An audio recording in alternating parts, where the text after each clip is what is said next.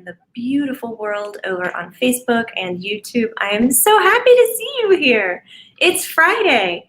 This is the time I'm usually hanging out on YouTube around 1 o'clock on Fridays, talking about anything and everything energy-centric and talking about how we can normalize it.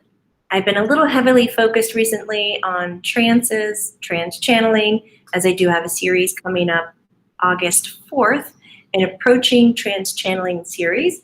It's 16 weeks, and I walk you through learning and discovering your sensitivities, understanding how to create boundaries, how to get into trance, how to communicate to spirit and deliver authentic messages, which is awesome. I think the world is going to be such a better place with more channelers, especially more people who are awake. Wake up. Oh, look, hi. Hi, Barrett. Hi, Dawn. So happy to see you guys. You have been chatting. I see that. And we have a new member on our YouTube membership. That is Katie P. Yay! I'm thrilled that you're here. But I am not the only one who's going to hang out with you today. I am bringing 2021 mentee. I don't really like the word mentee. Jamie Butler mentorship participant. That's way too long. Mentee it is. But my friend, first and foremost, Allie Sawyers, who's also a medium, and we are going to chat with you about how our mediumship skills have helped us overcome anxiety, but in this same thread can create anxiety when we're doing the work. I know it sounds weird, but let's bring up Allie. Hi. Hello. How are you? Is that you over there? It's so good to see you. So how long have you been doing your mediumship work? I started about 4 years ago, and then I went full-time about a year ago. And then that just made it my career. You're just going to do it, just stepping into it.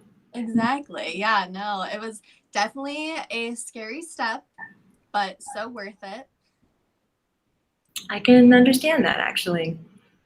So I want to share with the Luminaires why I kind of grabbed Allie for this conversation is she's got this great, excuse me while I compliment you to your face, I don't know, but you have this wonderful way of just being realistic, down to earth, and I love that quality. So we're just going to shoot the breeze a little bit.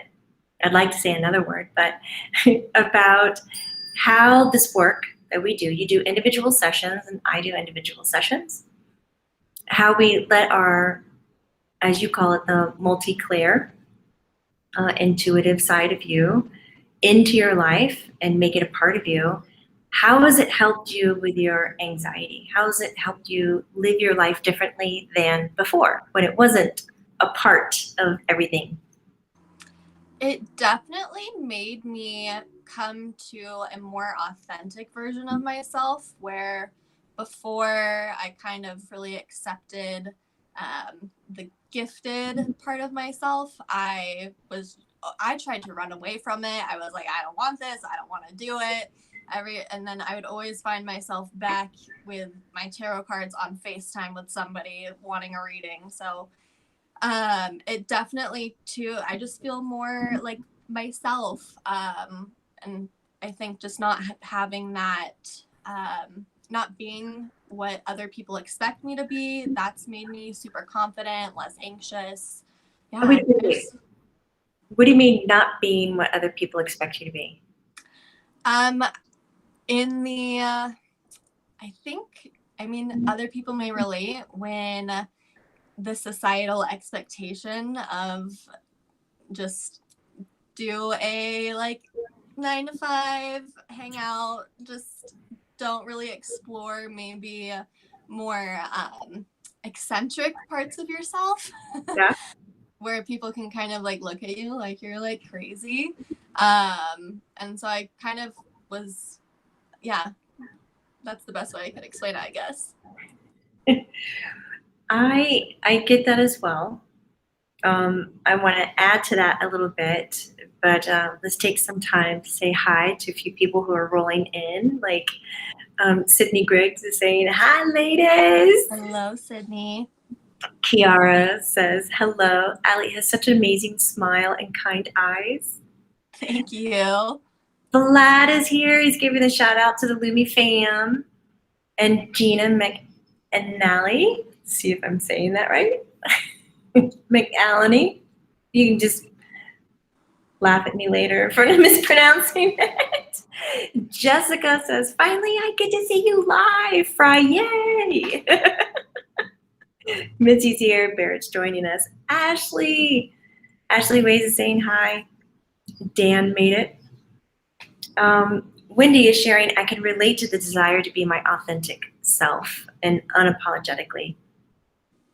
There is something there, like you were mentioning, about not being part of the expectation of what others are. Yes. And I think it goes back to kind of what Wendy Crane was saying, is that, when we put our gifts, our abilities, natural, psychic, intuitive abilities, those things that we've harnessed and we've made them like stronger muscles and we use them.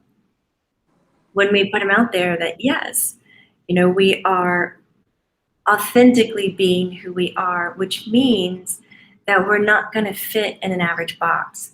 And it's not because we're psychic or we're mediums or we're multi-clairs. It's because we're being ourselves, period. It just happens to be the greatest way we know to express is through this ability. So I loved it too, but I ran from that so much. Part of being a medium and doing the work and it creating anxiety for me, which we're going to get into, was admitting to other people and strangers. Of course, we're of different generations. Back in my day, it was, when you said something like that, it was just like all eyes turned and half the room was like, oh, she's crazy, and they left. And the other half of the room was like, really? Jump for me, monkey. And it was just like, oh my God, I can't be me because I alienate half the people. And then for some reason, the other half that's still present says, now I have the right to ask you to prove it to me and constantly prove it to me. Even though I've jumped through 20 of your hoops, you still want me to jump through the 21st one. And each one is, if you don't reach the next mark, you're fake. So like impersonation syndrome was high on my list for anxiety. Being alienated was high on my list for anxiety. God, I still cry about it when I talk about, I just want to be a part of a community. Like it brings up emotions, hardcore. Absolutely. I can totally relate to that. I think, especially when you're starting out, I feel like that's a huge, like one of the biggest hurdles to kind of overcome, or when you're kind of really moving through that acceptance, whether you're doing readings for other people or not, if you're just an energy centric person. I think that for sure. Do you do these sensitivities? And Lumies, I would love to hear you because I know a lot of you who are watching right now are energy sensitive, just like us. And love to hear about how you handle that in your day-to-day life. Does it help you navigate and manage, or do you think it's helping you create more anxiety because you're sensitive? So it depends on the day. That's when grounding really comes in. Yeah. I would say it's I don't know, it's kind of a double-edged sword. It can be very nice at times to where you can I just navigate my life differently. And other people may not relate to this, but I really do things depending on how I feel about them. I follow my intuition with everything I do in my life, whether that's like a way that I go to meet somebody that I know, or the way to go to the gym, to just like in the process of how I want to do things every day. So definitely that, but also it can be challenging at times. Say, I used to go to like concerts or like large professional football games. I would have panic attacks and it was just too much for me. So there's definitely that aspect of it as well. to where it took me a long time to get to a point where I wasn't where I could kind of, I don't know if I'd call it control, but that's the best word I can explain, is to control my sensitivity. Do you know, that reminded me of when I would go to concerts or anything like that, I had to be up front. I had to be up front, which, it's intense being up front, but I had to. And then one day, getting into yoga class, I took a yoga teacher training, and the yogi looked at me and she goes, you're always up front. I can always rely on you being here. She goes, why do you come up front? Most of the students that are learning like to kind of hide and mingle and just kind of get in the back. And I was like, nobody's ever asked me that, but I know why I do it. She was like, why? I go, so I don't have to look at everybody's auras, and I don't have to look at their dead people with them. And I feel like I'm more present for the class. That's why I have to be up front. She just started laughing. She goes, I totally feel for you. I was Wow. like, oh my God, the choices I'm making, and I don't even link it back to, that's why I don't want to be in the crowd either. I don't want to do all that. So if I'm at a concert, I want to be up front. Just let me. That. That's super. I'll have to take that one with me. We're having people share some Luminese, Lumi. Shelly is sharing. Where did it go? Oh, you guys are writing so much. This is exciting. But now it's scrolling. I know, it's going way too fast for me. Shelly says, oh, that's what makes me nervous. No, you were saying something else, Shelly. Okay, I cannot find it. So, Amber Lee says, the conversation resonates so much, stepping into the shamanic and Reiki path and headed towards advanced shamanism, finding people who also communicate on 4 and 5D levels can be challenging. Yes. Gina says, I make jokes. It always works for the jitters. That's good. Shillham, I feel energy like crazy. I know the feeling, Allie. Hey, Mac! Mac is here. Mac the medium. She said, for me, it's all about grounding and setting boundaries with spirit. Yes. Oh my God. That's a huge one. Right? We could take a whole afternoon and talk about that. Oh gosh, yes. Connie Love XOXO says, my anxiety comes from differentiating what are my own thoughts and messages and giving the wrong information. Oh yeah, we can linger there for a little bit because you do one-on-one games. What's it like for you before your session? Well, let the cat out of the bag. We're gonna do this. I'm just gonna give you all the tea. So let's do it. Some days I will wake up vomiting, and just my body is like rejecting me reading, and I think it's partially nerves, but partially too, I also will sometimes feel like that client's energy before I even start. So say I have a client that's been super anxious, I'll really have to check in with myself before my session and be like, and I start feeling the anxiety, I'll have to be like, is this mine or is this a client's that I'm about to meet? And then I'll have to kind of figure that out. Oh my God. I don't mean to laugh at that, but I resonate with that because I'll wake up and I know it's my day to do readings and I have diarrhea. It's happening. We're saying this word today on Lives. Enjoy. My belly and my digestive system is just like, and just turns everything out. It's like, why?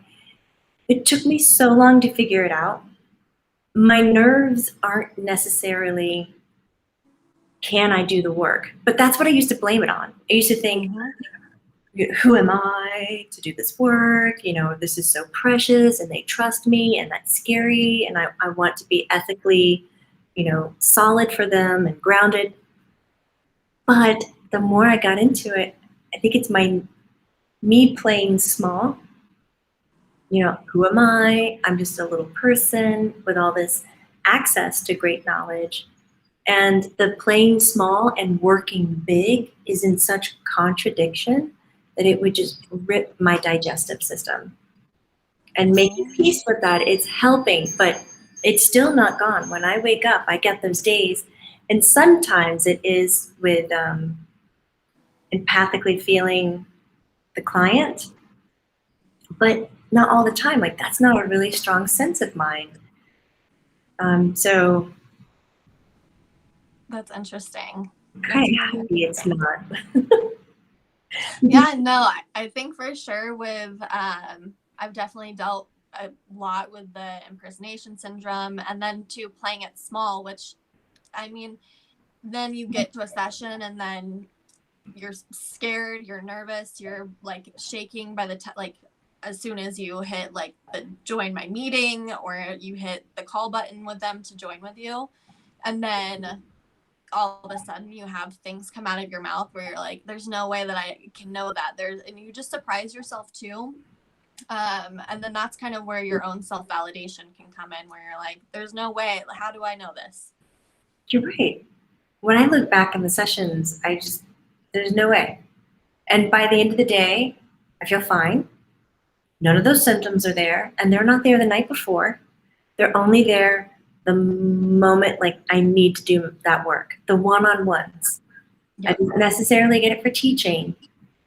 And so I still work as a human to crack my mind, my belief systems open, get my body more in alignment so I don't have these side effects of anxiety and nerves. And it's a big responsibility when somebody is asking you questions and you're like, oh my God, my logic jumps in and goes, Jamie, you are not trained as a psychologist. Jamie, you are not a medical doctor. Jamie, what are you doing? It's like, I know, I'm a translator. So step back, mean thoughts. Even 30 years into this, 30 years of doing the work, Allie, and still that little thing will try to come back. It's like, you're not helping. Exactly. And I think too, just knowing that you've been still throughout 30 years and that still happens to you, I think although it's can be unfortunate, but hearing that for myself and I'm sure others, it's very it's a little comforting in the whole acceptance of it, because you can try to run away from the emotion of the anxiety and be like, well, I'm just going to try to fix it. I just need a fix. I need a fix. And really, once you just kind of fall into it, and some days it just happens and you know that you're going to be okay. And so I think knowing that, yeah, the anxiety will still come and go. It's not going to be just gone one day is super helpful. Good. I think it's simply we're saying you are human. Even with your extraordinary abilities, you are human.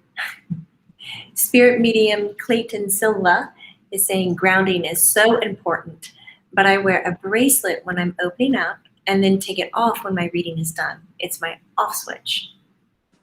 I love that. Right? That's so cool. Yeah, no, because there's definitely the visualization on and off switch. Mine is always the like light bulb, like I just like pull the little string on it, but having that actual like physical representation of turning on and turning off is super helpful. I do it when I'm on the telephone. It's the picking up of the phone is the on switch. And then when it's click, click, and the line goes off and I hang up the phone and there's nothing, the room is immediately cleared and done. But it's a little bit more challenging when I'm in person with people. They leave, then I clean the space energetically. Yep. Lighting my cedar and spraying my sprays, which it's therapeutic for me and I love it. Yeah, even Spirit Medium Clayton Silva is saying, I can totally relate to what you guys are saying right now. And even I get super nauseous. Spirit can surprise you. Yes, it can.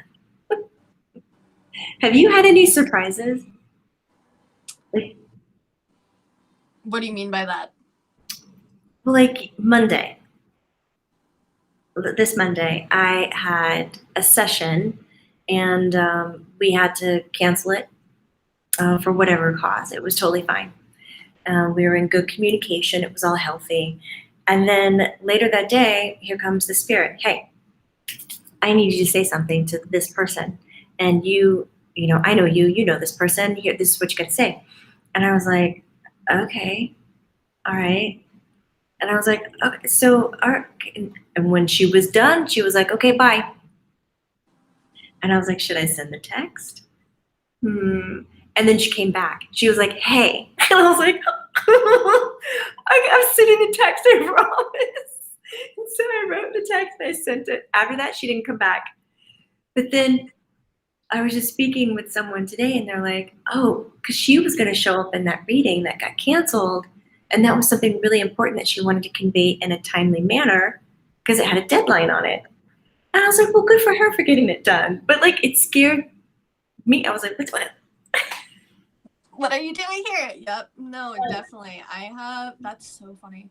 I've had those surprises too. A lot of them, whenever I'm getting ready in the morning, that's when Spirit likes to pop in, and it could be a client that I have that day. One time I had a relative of a client pop up like probably 6 hours before the session started, and they didn't have much to say to me they just wanted to make themselves known. They just wanted to just be like, I'm here and I'm coming to this reading. So just so you know. And I asked, I was like, do you have anything to tell me now? They're like, no, I'll tell you later, but I'm just here. I just want you to know. Okay, you're like, are you vetting me right now? I've had a few spirits who like pull that trick. Like at the beginning in meditation before the reading, they won't tell me anything. Mm-hmm. And again, that will bring nerves up. Oh my God, they're not sharing anything with me. This is my time to connect with them. What's going on? And you just got to get out of the way. That's what it is. And then as soon as the phone rings, click, and then they're there going, now I'll give information. And I was like, in my head, sometimes I go, well, that was a real big, I usually say boob. That's probably not the best word to use. Like, you're being a boob. You could have just told me this all before and I could have been prepared. This would have been so nice. But it's like surprising to get the information. No, for sure. For sure. Oh my God. Judy Salino. Salino. I didn't mean to put an extra S in there. That's a town near San Fran. Judy, I miss you. She says, hi, Jamie and Allie. Oh my God, you can make perfect sense. She says, been there. Oh my God, you guys are wonderful. Ed Gonzalez, soul knows before you do readings, before encountering it will bring discomfort within. Could be. Dream. Haley says, I resonate with this too, as I get anxiety before doing life purpose and soul plan readings, but I feel mine is almost a performance anxiety. Oh, Haley, that's something to talk about. This is Haley Felton. And like, I'm worried about being judged if I get it wrong, even though they always go really well and amazing, with amazing feedback from the client. Yes, it's the responsibility of doing a 121 reading. I totally resonate with this. Thank you. I seriously have thought something was wrong with me. Aww. Performance anxiety. Do you get that? Yes. Oh, absolutely. Serious. Oh gosh, I feel for you on that one. And one too, there's nothing wrong with you. But with the performance anxiety, I have noticed, and this may help some of you, may not help some of you, so try it out. When I put up a vibration almost of it's not that I don't care, but it's just kind of like whatever comes out, and however they respond. I still keep my ethical boundaries up to where like I'm huge on like the ethical part of readings. But I also just let myself flow, and they can take it how they take it. And that seems to work the best for me. God, it's a big one. It was a big one for me too. And I think just through the practice of it, I've been able to step through it a little more. But right, it's will I translate this the best? Will I be able to help them the way that they need to be helped? Because that's the thing that feeds me. That's why I show up and do the readings, because I honestly I want to help. That's what it is. And if I don't feel like I'm being helpful, my energy sometimes will turn on itself and be like, well, why are you here? Why are you doing this? And it's like, oh, calm down, stay centered. It's a discipline to be neutral, to be able to be in the session and deliver the authentic messages.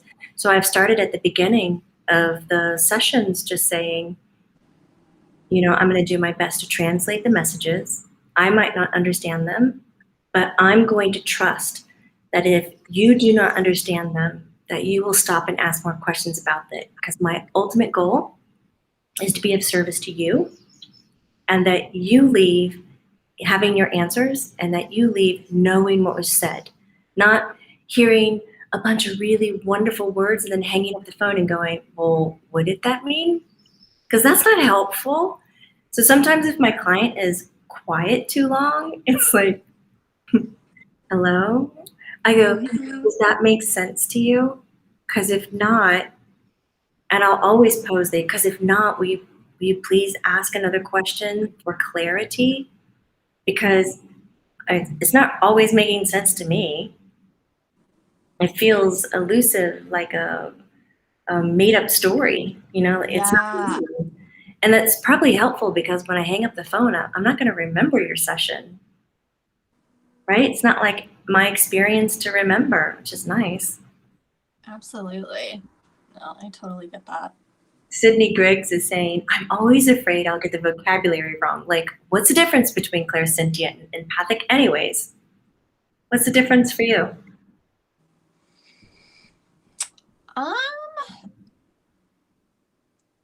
That's a great question. I don't have an answer for that. I think for me, they kind of, I know they're different, but they're very, very similar. Yeah, they're different, but very, very similar. So I don't have a great explanation for the difference. For me, I've taken this on. I've learned this from Colleen, my wonderful, she's not an assistant, she runs the company basically. My Colleen, she was like, all right, empathy is that ability where you're feeling everything. There's not really a lot of boundaries in place. You're not really turning it off or on. It's you. Whew, you got it. Clairsentient is empathy with the on and off and boundaries.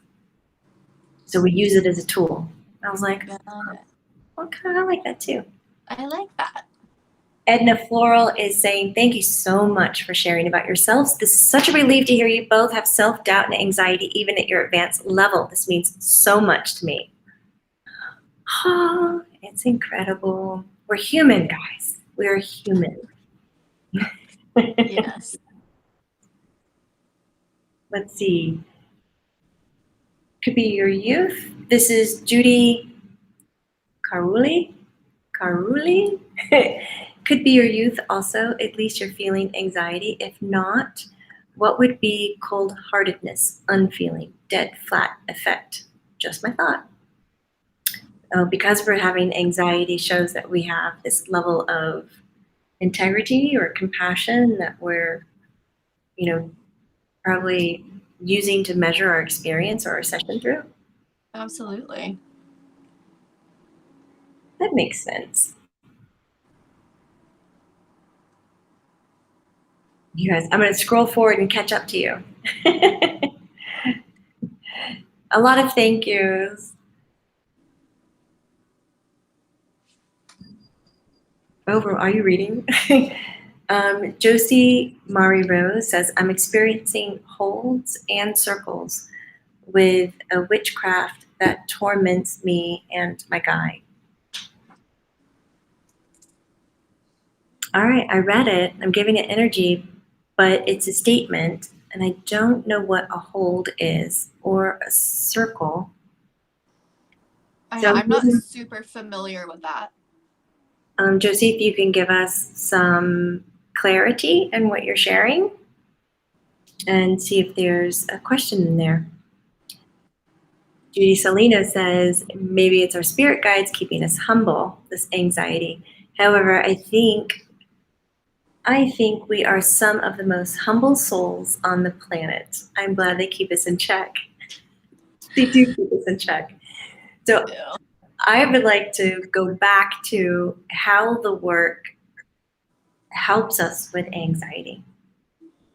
Because it's a strange thing, because Allie, you and I were talking, and it's like, we can do the work and or have it a part of our lives, and it helps us in so many ways. But as soon as we go to apply it, which kind of like what Haley was saying, that performance thing, um, are we going to get it right? That whole right and wrong, good and bad humanness comes in and kind of can wreck us a little bit.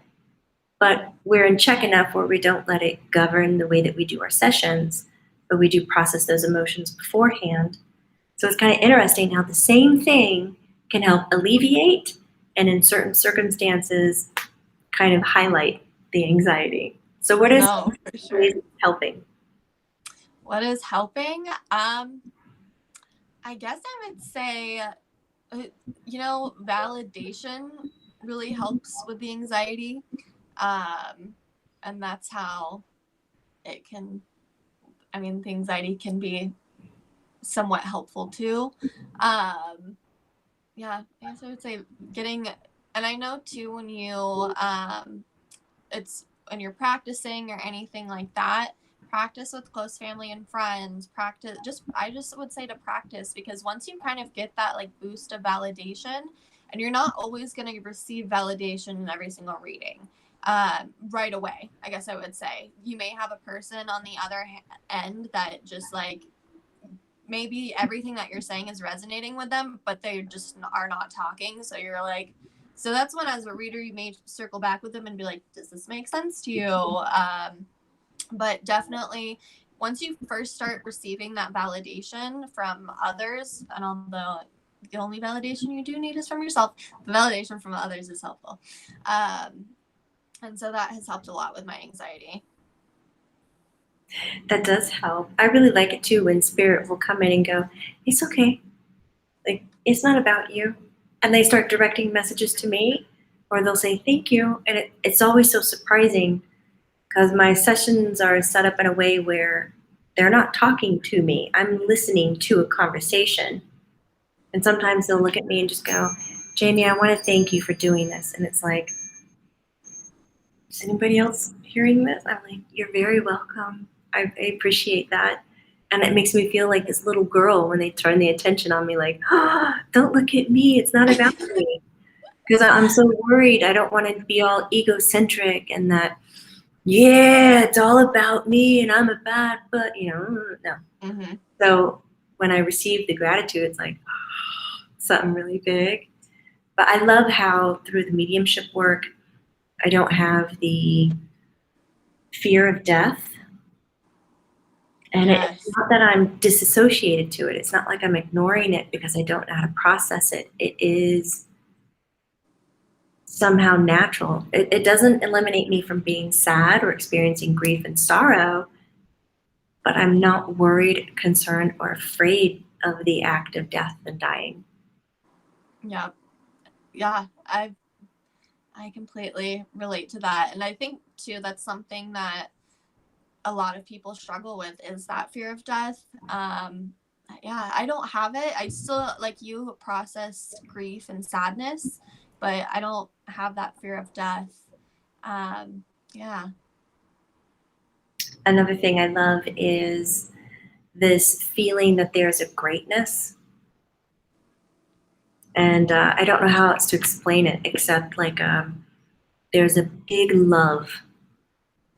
And most of my days seem slightly magical, like slightly technicolored and highlighted differently as if I were taking some extracurricular drugs, like when we go to the park and I look up at the tree and I'm just like, oh, did you see the tree? Did you see how the leaves and the sun shining through it? And I'm taking pictures, and my family's all standing there so patiently and kind. And they're just like, yeah, Mom, that's a tree. Yep, that's the sun. Are we going for a walk? I'm like, guys, look up. And some days certain light tones, textures, and stuff just make my eyes have stars in them.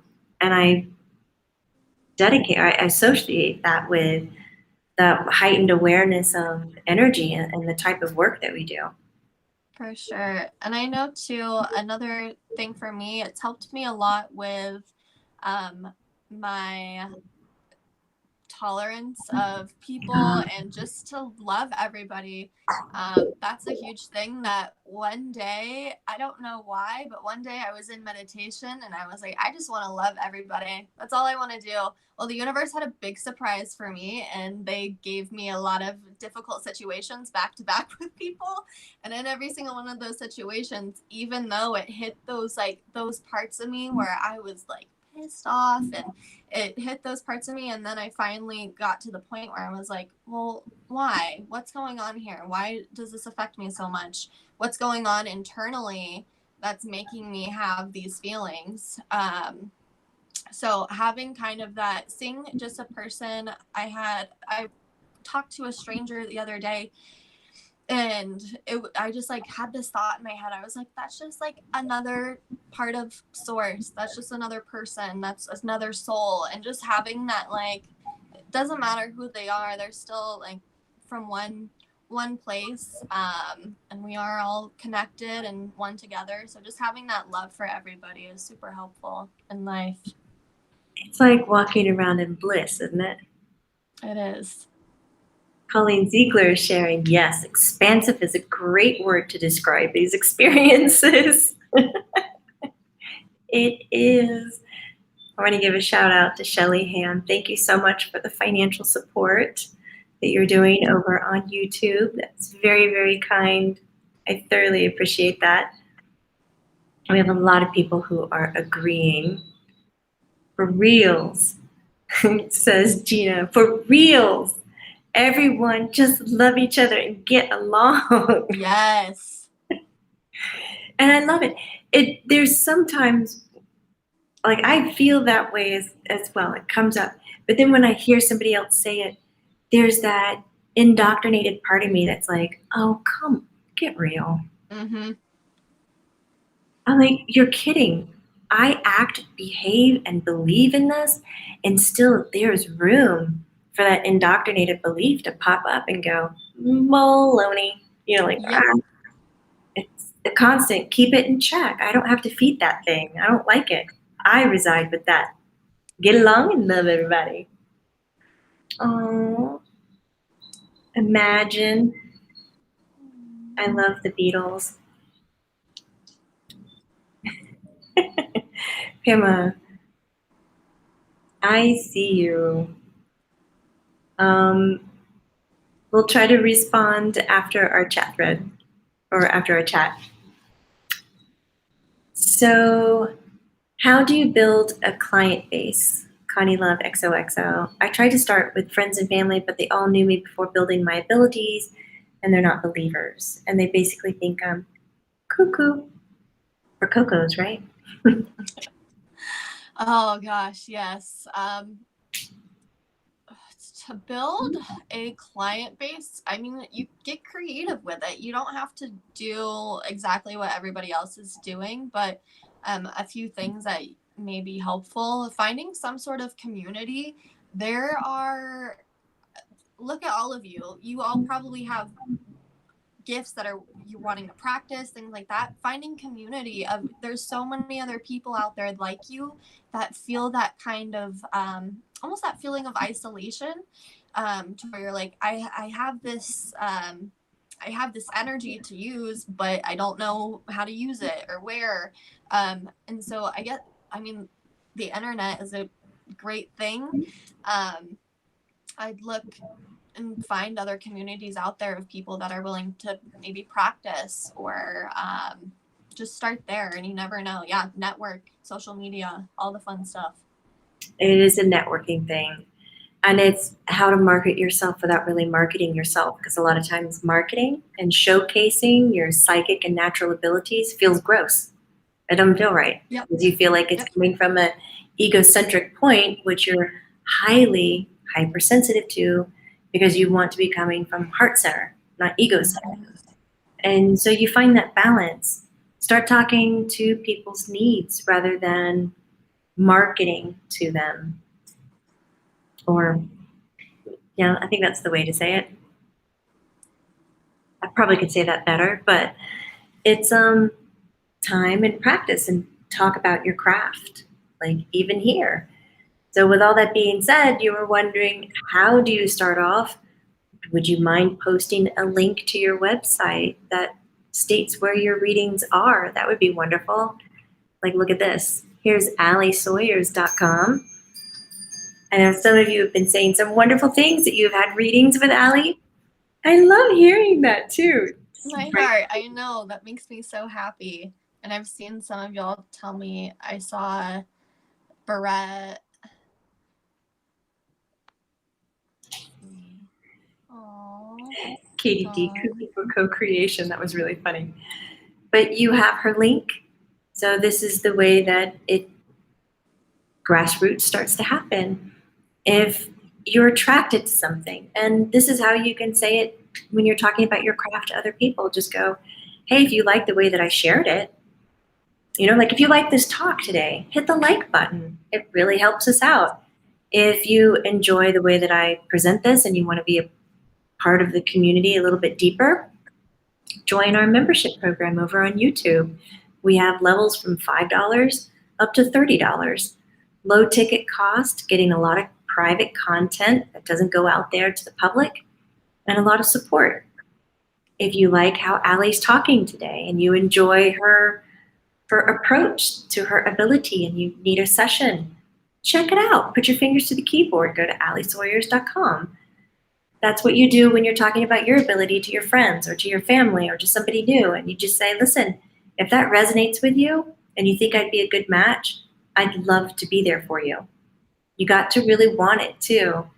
Sometimes that anxiety can get in the way and stop you from sharing about the type of work that you want to put forward. And then you're in this vicious cycle and not breaking free from it. You guys are awesome. Allie, is there anything else you want to share on the topic today before we close it up and say goodbye to these lovely people out there?